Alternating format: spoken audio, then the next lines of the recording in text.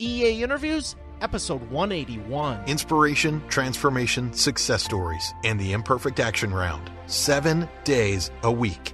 Join Mario Ficini for today's Expert Authority Effect interview. All right, Expert Authority world, I hope you enjoyed part 1 as much as I did, and if you didn't know there's a part 1, there is. I advise listening to that first, but let's jump right into it. Here's part 2 with Vincent Rush. We never wanted kids. And now we've got 2 wonderful kids that are very empathetic individuals, very caring and compassionate kids, never given us an ounce of trouble, never even had been so much as even had a speeding ticket. I mean, they're just incredibly good kids. And they're going to go out and make impacts on the world on their own. Because, you know, we were talking a little bit earlier about the state of our race relations in our country as they exist today. You know, I think the foundation is really what we need to focus on. And that foundation begins at home. You know, I've said this before. I don't believe we have a problem with racism in our country. I believe we have a spiritual problem. And when we take care of the foundation, because racism is hateful. Racism is a spirit of hate. It's a spirit of evil. It comes from an evil place. Okay? And so when we can make a difference in the mothers and fathers, and we can bring families together and make a positive impact. And we can get, when mom and dad stay together, that little child doesn't grow up dragging baggage through his life with him that this was all my fault somehow. Because even though we try to tell the kids that, they still drag that 50-pound weight with them all through life. I'm thinking if I'd been a better kid, this wouldn't have happened, because that's the spiritual bully that starts poking them with that fiery little dart into the subconscious. But when we can actually teach kids to love themselves and be proud of who they are and feel good about themselves, guess what they do in turn? They feel good about other people. They treat other people kindly. And that's the way we end up, you know, solving a lot of our world's problems is one person at a time, you know, and the impact that we make. So, Mario, what you were saying about what you do, hundreds and hundreds of shows now. The way I look at it is that you're being prepped. And you're in training, and you're going, everything, every step you take, every video you do, every book that you write, every little speech that you give and talk to a group, it puts you one notch closer to what God's ultimately got called for your life, for what you're actually called, designed to do. And 10 years from now, when you're standing on stage in front of 15,000 people who've all paid a couple $100s to come hear you talk, you'll think again, that's why I had to go through all those struggles. That's why I had to go through those people laughing at me. That's why I had to go through the negativity. That's why, because it made me stronger, it made me tougher, and it built character on the inside of me. And so you're on the right track. You're very much on the right track. Through the books that you've written, the places that you've talked, and stuff. I know you were probably kind of nervous about it when you began, am I right? Very much so. And every step of the way. But I always think back to even in high school, the people that I just talked to that I helped just one-on-one, maybe at the locker. And then that gave me the energy to, you know, talk to a bigger group. And then it was a small room. Then it was a larger room. Then it was this. And I was freaking out of my mind even before I started this show. And the truth is, I had done 3,000 plus videos, live streams, Facebook, whatever. Yeah. And people kept saying, sorry I couldn't make your event. Sorry I couldn't make your thing. I love your show. And I'm like, I don't have a show. I don't have an event. I was always promoting everyone else's until I had my own. And I was like, oh my gosh, I've been doing this for 8 years. I just never claimed it, if you will. And yeah. God gave me the vision for this August of 2018, right after Dad passed. And I was thinking, what am I going to do with the rest of my life? Because I plan on living over 100 also. And I was like, I got Act 1. We're going to count this as Act 1. Act 2 is starting. And, Act 3. And I go, what am I going to do? So it wasn't the second half of my life. But Act 2 was starting. Yeah. And I go, there was someone at church. And on eainterviews.com/about, I have the video of the church. You can actually see me in the first row, but he was talking about, are you honoring God in your work? And I was like, Mostly, kinda. No, not really. And if you get honest with yourself, it's amazing. And I was just thinking, what am I? I just felt so depressed, so sad, so whatever you want to call it, lost dad. And I'm like, what am I going to do? And I thought about it, and I go, I've always loved helping people, even in school, speaking, video, design, everything. And I started thinking about all the pieces, and I go, oh my gosh, I need to start the show. And I called my first guest back, and it was interesting because the first guest I ever had on the show, I made a list, and like I said, you were in the original list. And I was like, if this ever happens, wow.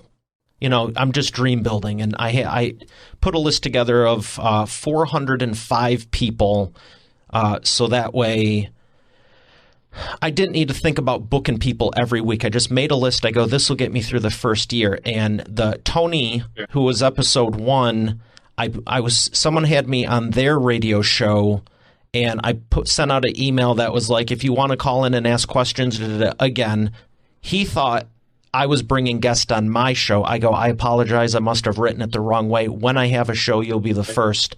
And it was about 9 months later, September 11th of 2018, I called him because I wanted to anchor the day in something positive for us here in the U.S. And I called him, and he's like, hey, how's it going? I go, guess what? He goes, you're kidding me. And I'm like, I'd love to have you on. And we filmed like 2 days later. And as they say, the rest is history. But that's all. I still I tell people all the time, let go and let God, because, I had no clue what I was doing. I had never done a show before. Yeah. So what? Well, you say a good point there. I just had this conversation with somebody the other day about, following our spirits, the Holy Spirit's unctions within our souls. And the guy asked me, well, how's that work? I said, look, I heard the term let go and let God many years ago, or turn it over. I had no idea what that meant, because I was a heathen, when I started coming around these people. I had no clue what that meant. But what I've come to learn is, and I'll tell you a simple little story to illustrate. My son is an IT kid, and he loves video production and design. That's what he studied in college. And so, but he was always a Steve Jobs fan.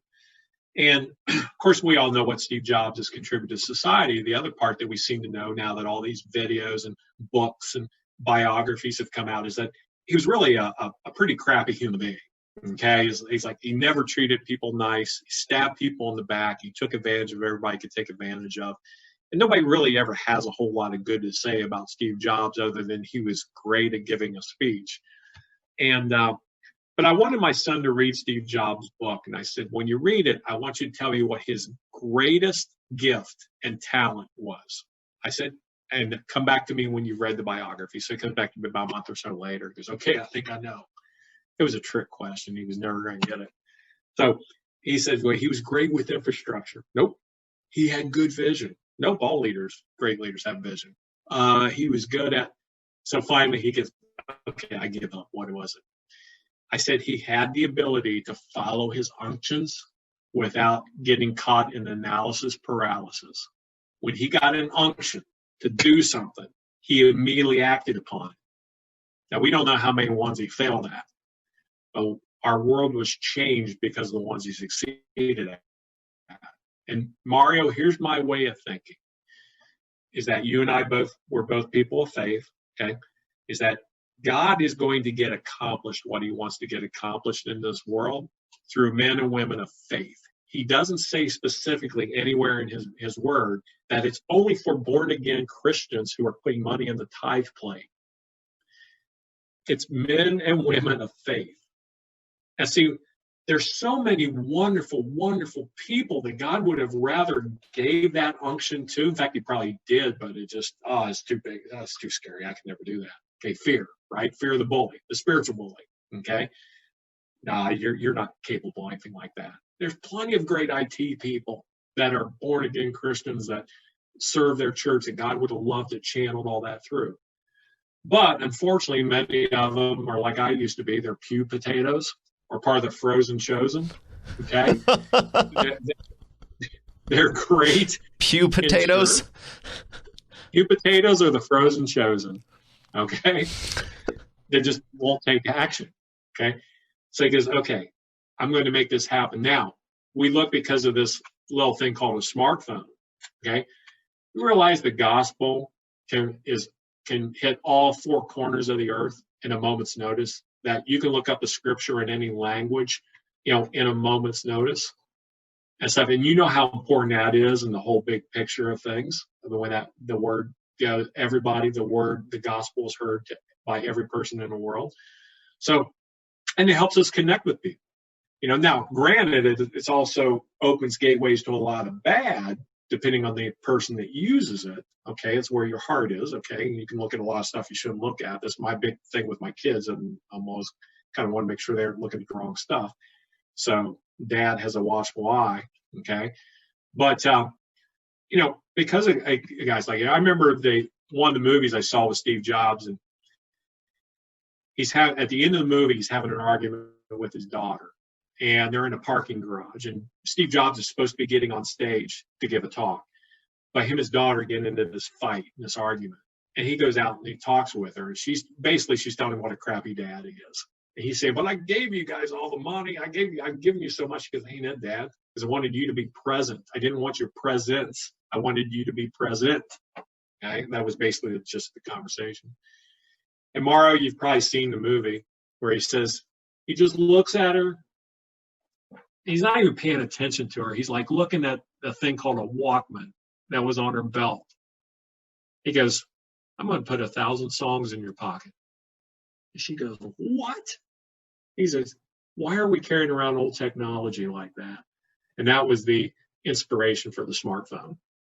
Now, I don't know if that's exactly how, but it's a great part of the movie. But still, at what cost? I mean, she's bearing her soul and saying, I just want you present, and he's still zoning out at that point. We know. Absolutely, I'm on the same page with you. Lousy father, lousy human being. Okay, but because he acted upon his unctions. But thanks for saving us from cassettes, Yeah. Well, you're a young buck, man. You're a kid, man. I grew up through 8-track tapes. Okay, I'm familiar with those. I remember some of my first boat rides. They had 8 tracks in them, and I even got cassettes. You wanna know something crazy? Yeah. What? I used to ask for cassettes for gifts because I would watch shows and make commentary on them. Really? And I think I still have some around. I'm considering releasing them as some special episodes or something. But have you ever heard of In Living Color? Oh yeah. Yeah. I had a microphone thing and would comment on that and other shows and just be like, wow, wow, wow, wow, wow, wow, wow, wow. Yeah. So a lot of famous people came out of that show. Jim Carrey, that was his first show. He was mainframed on. He was Fire Marshal Bill. Yeah, J-Lo was one of the dancers, and right. Jamie Foxx, he had his own show in the earlys. It's interesting. So when I look at successful people like yourself, it's like it doesn't matter where you start. So many of them, you can start off here and the overnight success of, let's take celebrities and movie stars, oh my gosh, look at their breakout career. Yeah, well, go to IMDb and look at the 18 other movies over 16 years they were in before you recognized them. Yeah, most overnight success stories are 10 years in the making. That's it? Well, missed that train. Well, yeah, Malcolm Gladwell's, The Outliers, 10,000 hours. If you ever read that book, most greatness is achieved with 10,000 dedicated, focused hours on that craft. So with what you're doing now, Mario, I promise you're so much on the right track that one day you're going to find yourself standing on a big stage where people have paid incredible amounts to come hear you talk and share. And what's really interesting is going back to why I started telling that story about following the unctions is when our spirit moves us to sow into somebody or call into somebody or that gives us an opportunity to have an experience, the one that grows the most from it is us. Because I find that, like a 5-gallon bucket of water, Mario, if you fill it up to the top and you take a big thirsty sponge and you stick it down in that bucket and you squeeze and you soak up as much water as you can, eventually it doesn't hold any more water. You've got to pull that sucker out. You've got to wring that sponge out dry so you can soak up more. And I believe that God gives us opportunities to serve people and give to people, because when we wring out our personal sponge, it creates capacity so he can actually pour more of his goodness in there as he directs us along the path of the journey of what he wants us to ultimately become. And as long as we're living in pursuit and moving forward and trying to do our best to reach out and help other people, to make a difference to people, to create extraordinary experiences in the interactions that we have with each individual that God puts in our pathway. And so I believe that, and here's the other thing too that Kevin Brown says in the Hero Effect, heroes help, hero being an acronym, heroes help people, the H, help people with no contractual obligations. They help people unconditionally. You know, he says the E is they create exceptional experiences for every individual that they serve and give to in the here and the now. Because as I said, if we don't master the here and now, God never trusts us with the next. And the R is, oh, holy moly, I just forgot what the R was. I just totally forgot what the R was. So I know O was for optimism. So anyway. It'll come back to you. You've got a good brain. Yeah, later on I'll come back to it. What was it? What was the R? I just totally forget what it was. Oh, they accept responsibility. Everything good and bad in our life that happens is our responsibility. You know, if we find ourselves in bad situations, we made bad deals or we've screwed up relationships, it's our responsibility.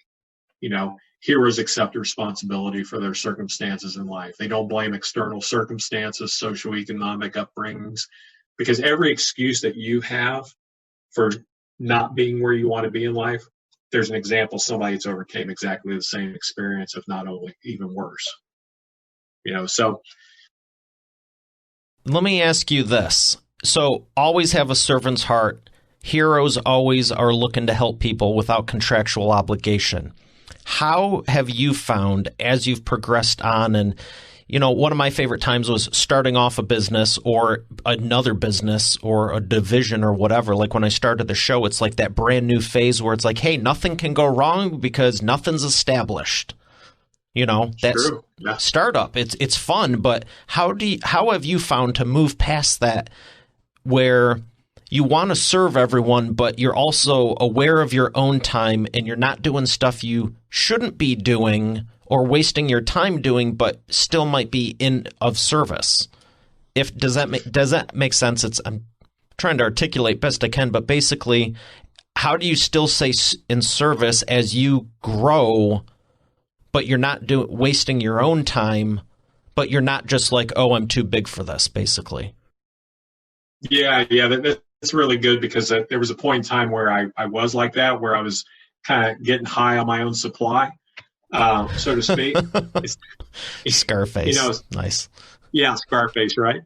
But I was really, because as you know, the nature of our business is a breeding ground for egos. And of course, as we know, from a spiritual standpoint, pride and ego are the beginning of a downfall of any, team, organization, individual. Everything that goes bad is because of pride. That's the root cause of it and where it starts. But I went through a phase like that where everybody was giving me a lot of accolades and praise because of the nature of our business, and I was getting a little full of myself, and that's where I really kind of lost focus, my true north, so to speak. You know, my compass started spinning around like crazy rather than having one laser focus. Now, the other thing, Mario, is that you may or may not know about me is I'm not clinically diagnosed, but I know I have a little bit of ADD, okay? Because in the personality books, you have the sanguines, the melancholies, the phlegmatics, and the cholerics. Cholerics, if you look at animals, cholerics are like German shepherds. They are focused on one job and one job only, and that's protect the family. Okay, that they don't make a lot of jokes. They're very taskmastered. They're very matter of fact. Engineers make great cholerics. Me, on the other hand, I'm kind of a sanguine personality, which means that I get easily distracted. So sanguines are kind of the cats of humans, because we can be distracted by a shiny ball, and then, we're all of a sudden we're over here, we're looking at something totally different. What I've become is I've developed self-awareness over the years, and I've learned to forgive myself and not compare myself to other individuals who I admire the powerful cholerics in them. God's got me where he wants me. He's directing my path the way he wants it to direct it. And so I've learned to relax with it and let go. Okay. And maybe that comes with age, a little bit of emotional maturity. I said the other day, I was talking somewhere and I said, I'm in, late 50s now. I said, when I was in my 20s, our perspective changes. When I was in my 20s, I was about impressed with the ladies, about the car I drove, about how big my muscles were. I always bought my shirts a size too small. That was, that was the way I was in my 20s. In my 30s, it's about impressing all the guys I went to school with, how successful I was becoming. Okay. That's because you want to be a big shot, so it's 20s is about impressing the ladies. 30s is about impressing your old high school friends and the people you grew up with. In your 40s, you get a little bit more settled. It's about impressing your family, about what a great provider you are, impressing your kids with the vacations you can take them on, being the provider. That's what your focus becomes. Now in my 50s, it's about impressing my proctologist.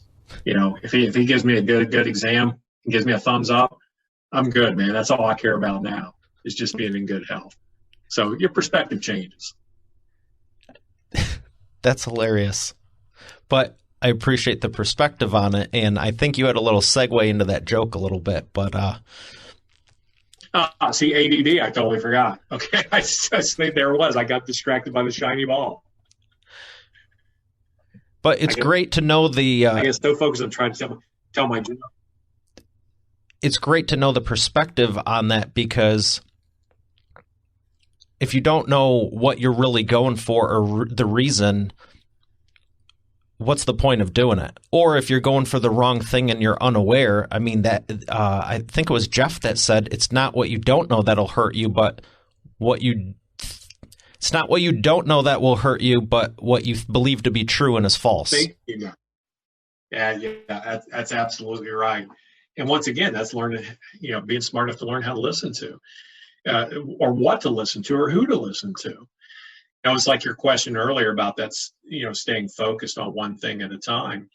I am not the type of individual that I can stay laser locked, forever. But because I do have self-awareness, I make up as much as I can when I'm in that season of being really locked in, versus when I'm distracted by something.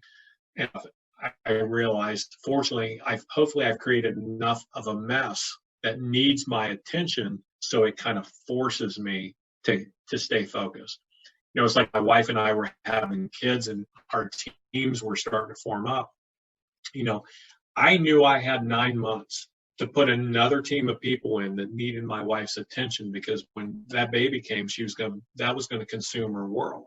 I had to create an environment for her to be actively engaged in our business, because there were ladies who needed her, and she felt a sense of responsibility to that.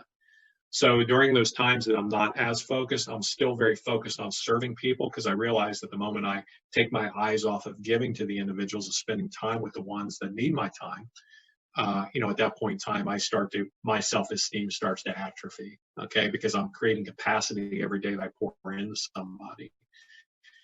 So God can pour a little bit more of himself in there. Here's my take is, because we're in a people business, when it comes to that, everybody deserves our love. Not everybody deserves our time. And so you can love people without giving them a lot of time.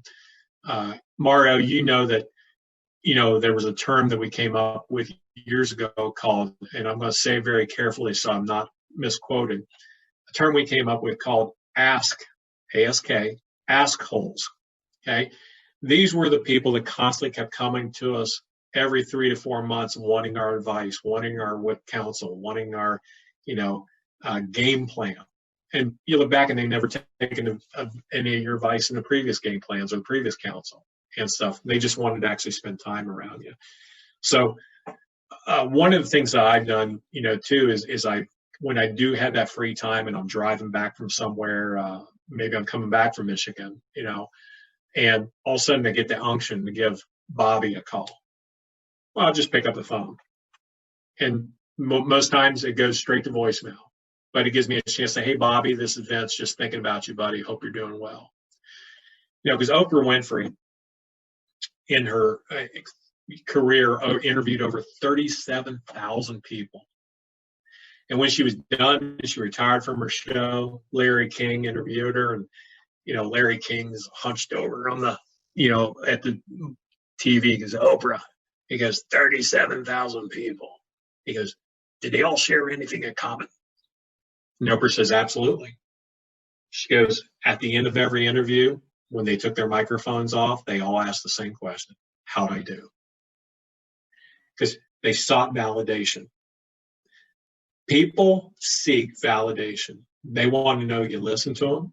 They want to know that you care about them. They want to know that they matter and that they're important. If we go back to what we were talking about earlier about the state of our world today and the way it is, we live in the greatest country on earth. I've been all over the world. I know this is the greatest country on earth. Okay, we have unlimited opportunity to be whatever we want to be in this world.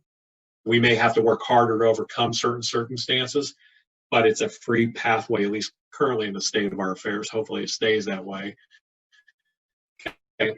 We have the ability to compete. We have the ability to overcome ourselves, to leave our past behind and shed our baggage.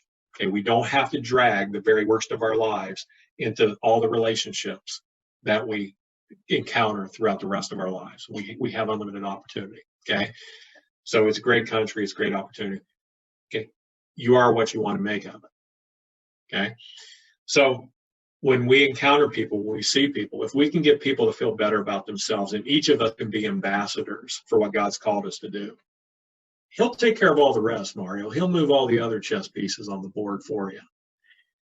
You know a little bit more about my story. Every person, every leader in my organization that became great, I haven't had to do much work for. But they're rewards for my cheerful, because God searches for a cheerful giver. That's what He looks for. And He's not just talking about only tithing your money, be a cheerful giver. Tithe your time, tithe your love, tithe your service to other individuals. I know you do things for people because you're a giver. I know you do things for people when nobody ever knows, nobody ever sees it and stuff. And why has God blessed you and, as the way He has? Because you're one of His people. Like I said earlier, you're not a pew potato. Okay, you're a frontline warrior. Okay, out there making a difference. And so that's just my simple-minded philosophy on life, and that's why I'm happy at 57, and I'm not, growing a ponytail, getting a Mazda Miata, and looking for some girl that's 30 years old to replace my wife. Because I feel good about who I am already. Well, that's not a simple-minded take on it. It might be a simple explanation, but that was very deep and very much needed. I know Expert Authority World it's resonating, and it's a great way for me to go into and ask you the next question before we go to the second half. And I call this the Wheel of Whatever. It always stops where I need it to, and it's always landing on the right course. I wondered what that was, because I saw that on one of your other videos, but I couldn't get any sound. Like, what the heck is that? If you want the truth, it's a hamster wheel that I painted. There's actually 2 episodes that I was painting it on. But I figured. No, go ahead. You figured? I figured as much, because I also saw one of your early videos where you explained where your microphone swag it comes from. Well, this one's a real one now, but yeah, that start where you are. It's why I name the second half the imperfect action round. Too many, I don't let my clients off the hook either. They're like, well, but I'm like, You started off about 100 times better than I did, and you're asking me for the advice on this. Trust me, you're going to be fine. Don't worry about the details. But I created this as a fun little whatever, and sometimes I interject some lightheartedness if it needs it, and sometimes if someone's very lighthearted the whole time, I might inject, there's been many episodes I was like, so, moon landing, true or false? And it's just like, whatever, most of them I make up on the fly. I do have about a dozen written out, but I came up with a custom one for you. And like I said, it always ends up where it needs to. I need to stand for it. It's in work in progress. But with talking about the world, the state of affairs, where everyone's at, people's hearts, and how God is getting taken out of everything, unfortunately. If we were to put God back in the schools and people were to go back to 50, 100 years ago even longer than that, like when the country was founded, if we went back to a society that trusted God, that stopped the hate, stopped all this other stuff, how many years do you think it would take to turn the U.S. and essentially the world around? Well, that's such a deep question, man. That is so good, man. You put some thought into that.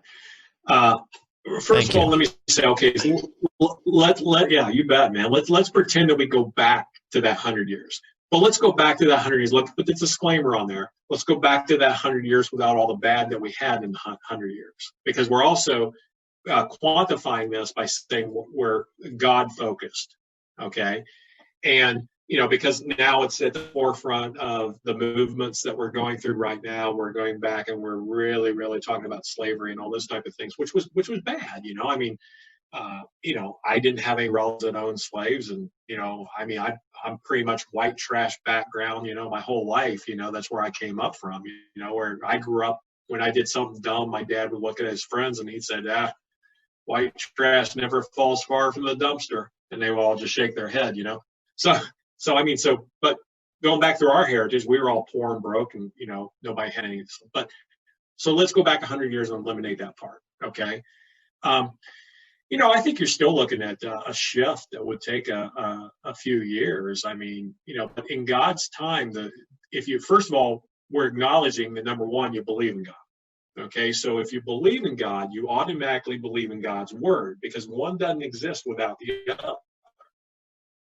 Okay. So I believe in God, but I also understand some people don't. Okay. So, but we're talking strictly believer to believer. Okay. So heart to heart here. So in God's word, he says, in God's time, a day is as a year is as a day, or 1,000 years is as a day is as 1,000 years. So in his time frame, it's hard to say, but it would definitely make things better, because you look at the abortions that take place now since God's been out of our society. You look at the split families.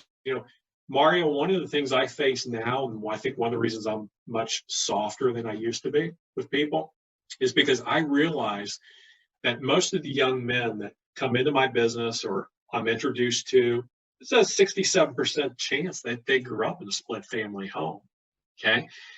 I was blessed, and you were blessed, to grow up where mom and dad were home, and dad taught us values and taught us principles, and, basically taught us how to treat people and taught us what respect means. And, so we need to get, like I said, we need to get a lot of what just basic goodness into people back. And like I said, I believe God is the foundation of that.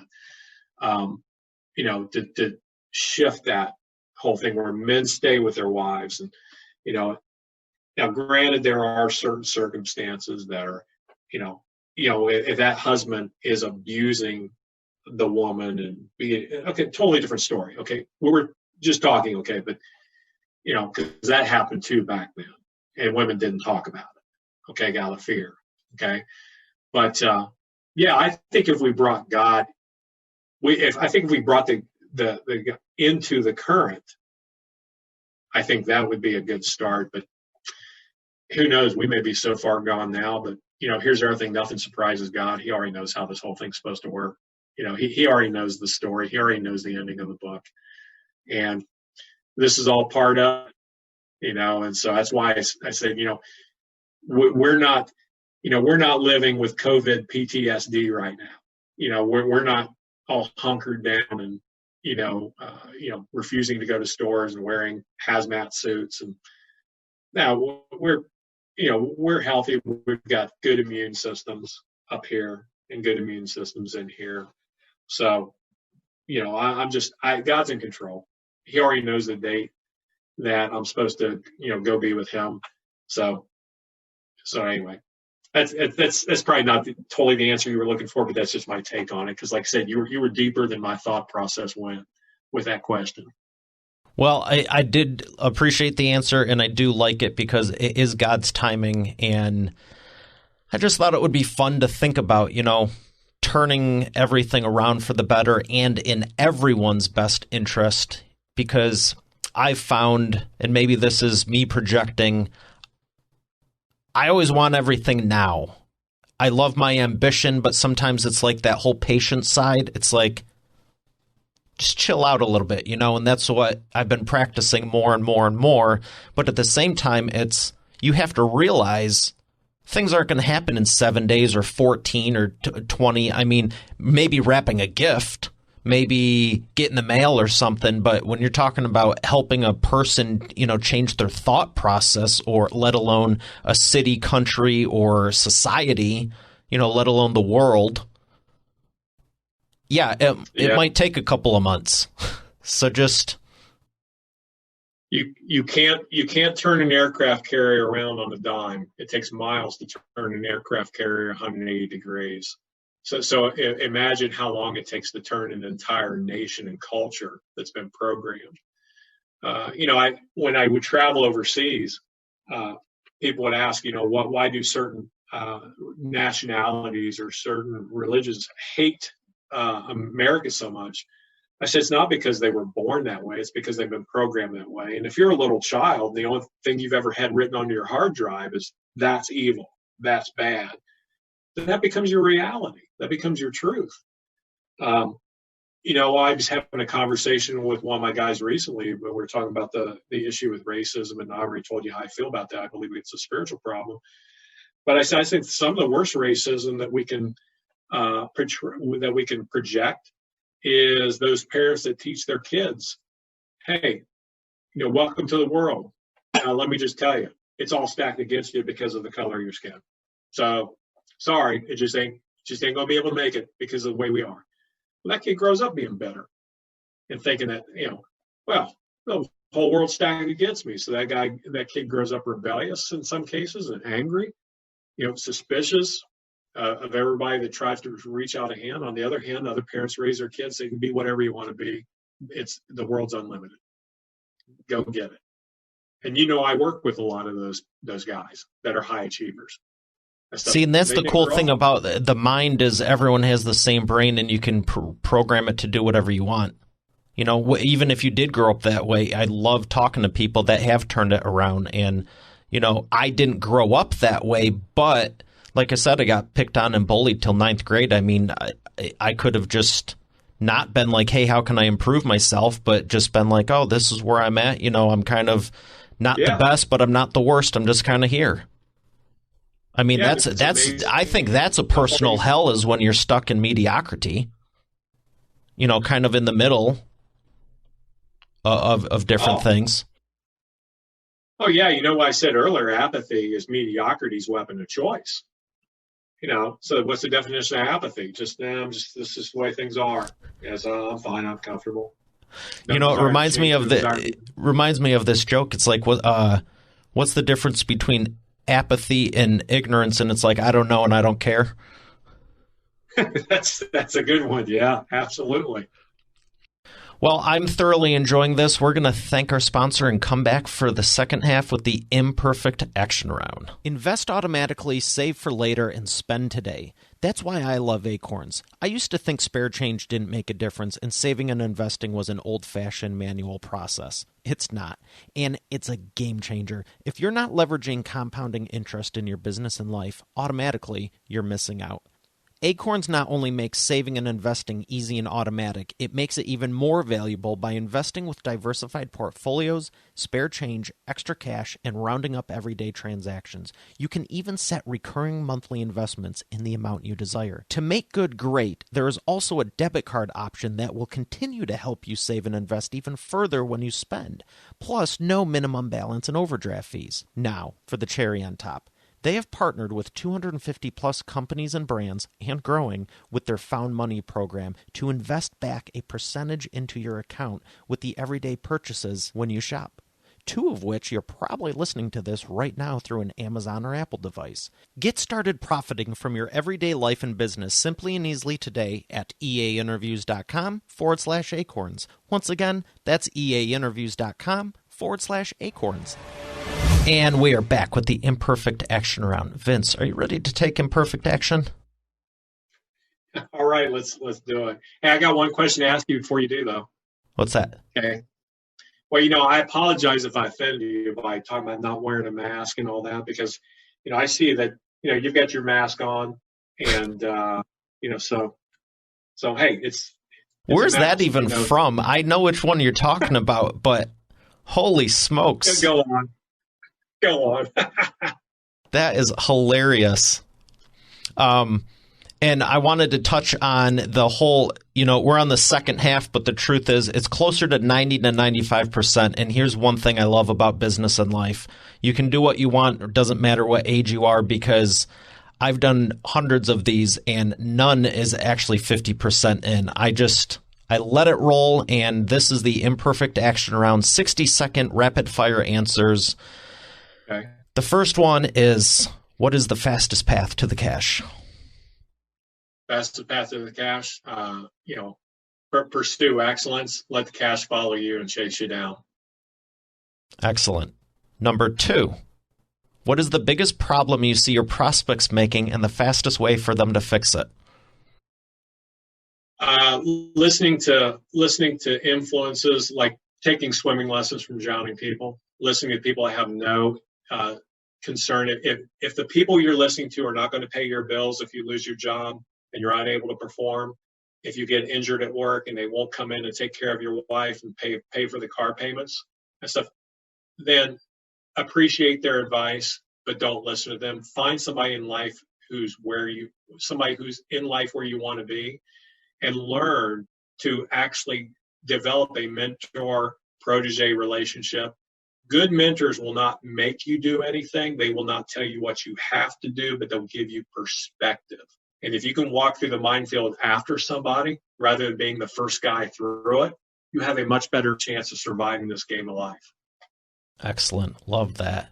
Number 3, what is the best way to maximize customer lifetime value?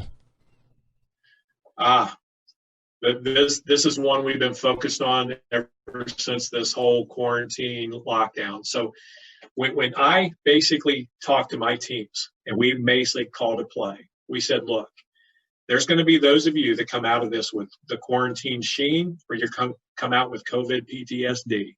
What you do with this opportunity, reach out to your customers, see how they're doing. People don't want to be served or sold, but they want to be served. Check with people, check in on them out of sincerity. Nothing unites a country, a team, an organization, a family like a common enemy. And this COVID was the common enemy. So it's not unusual to reach out to people, check on their well-being. Check on lost customers that used to do business with you but don't do business with you now. Hey, I'm just thinking about you, man. Just want to know how you and the family are holding up on this. Do you guys need anything? And stuff.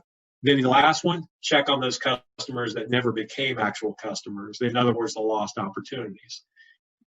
Mike Tyson, he got out of prison in 1995, re-signed with promoter Don King. Jim Gray interviewed him, and Don King had stolen millions from him before he went to prison. And Jim Gray said, Mike, why did you re-sign with Don King?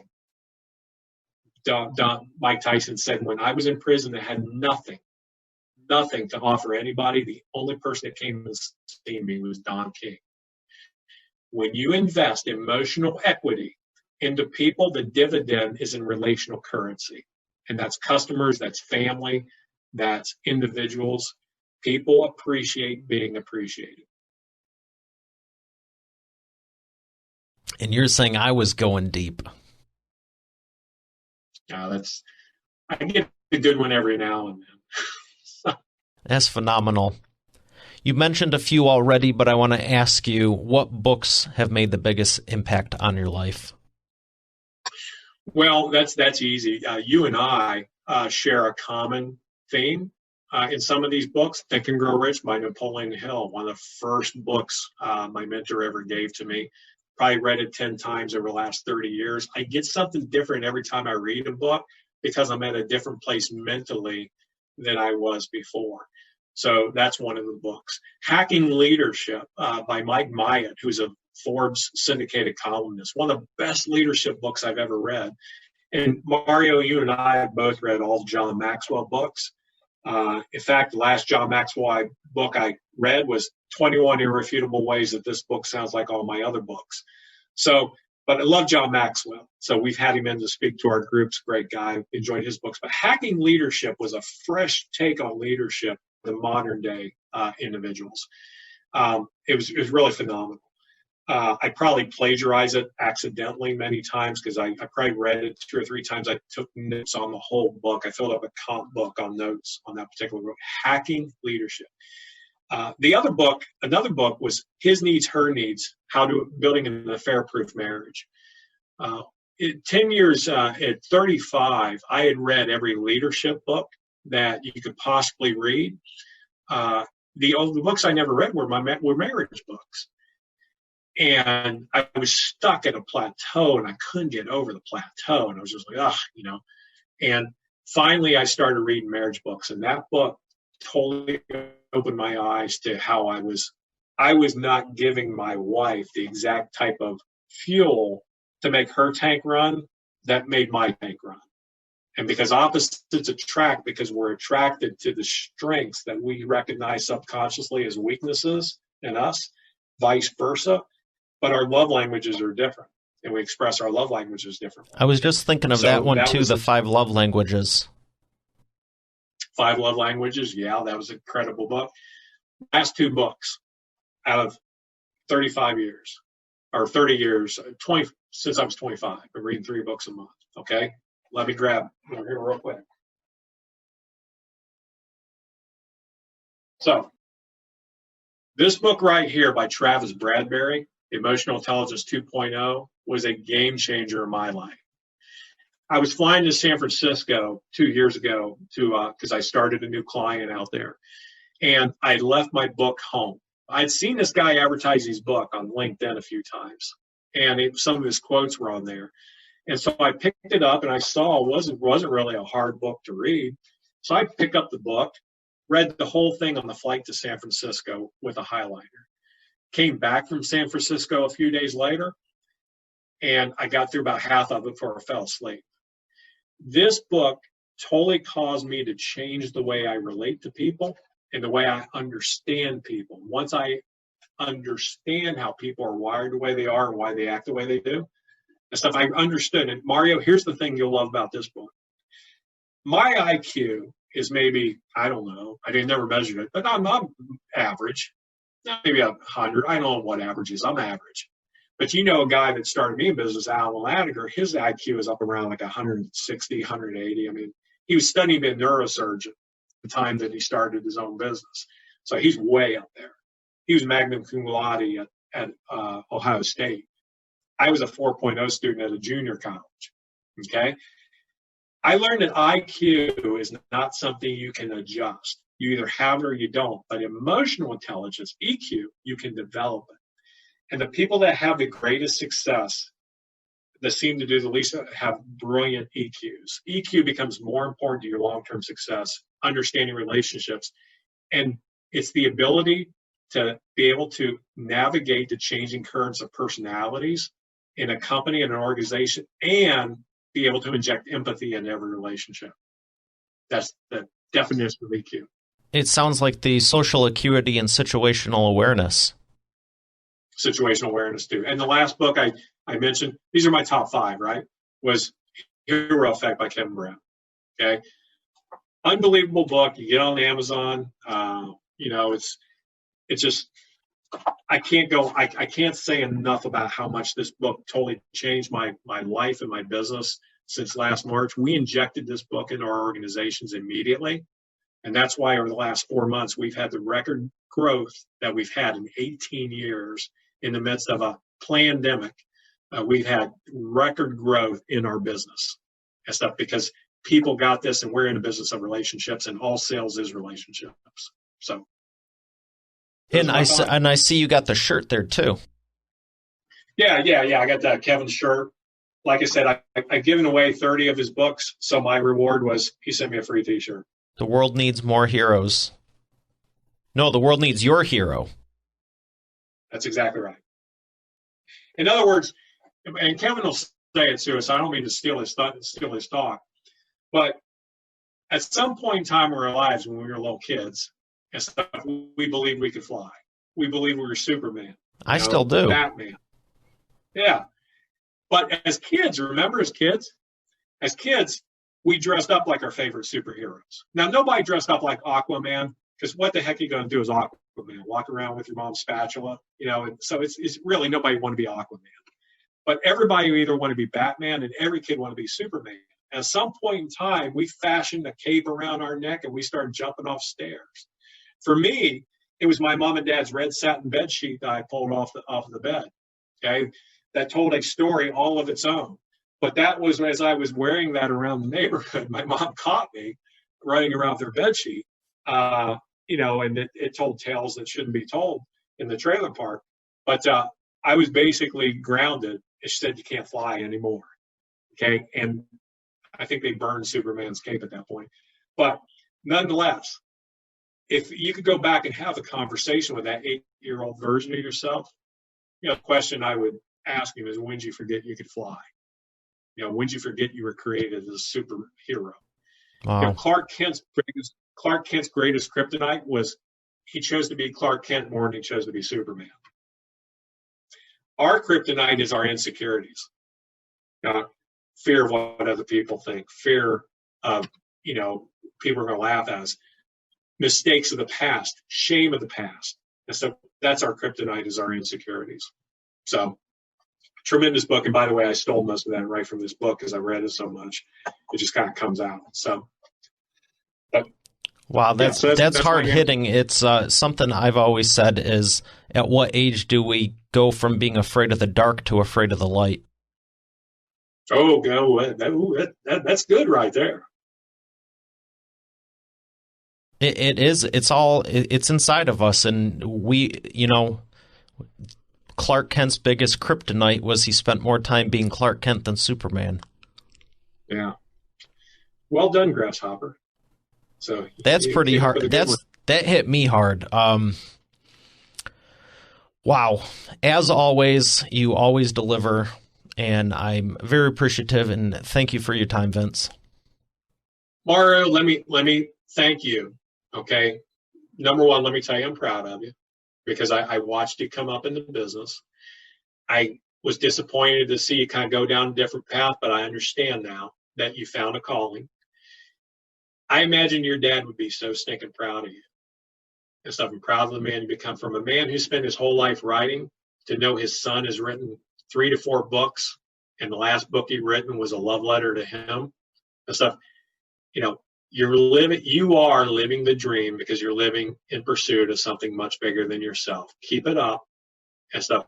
That day is going to come, and the only thing I ask is that when it does happen, is you send me a picture of somebody shoots for you from backstage where you're standing up with a microphone, and there's a complete audience out there that have came from all over to hear you talk, to basically sow into them, to give everything you've got, to help leave them better off than they were just before you found them, from that moment you come on stage to the moment you leave. That's the definition of impact. And we can make it right where we are, no matter where we come from, socioeconomically, race, religion. We can make an impact right where we are right now by striving to make every single person's life better than it was before they came in contact with us, and create an extraordinary experience for every human being. So thank you very much, Mario.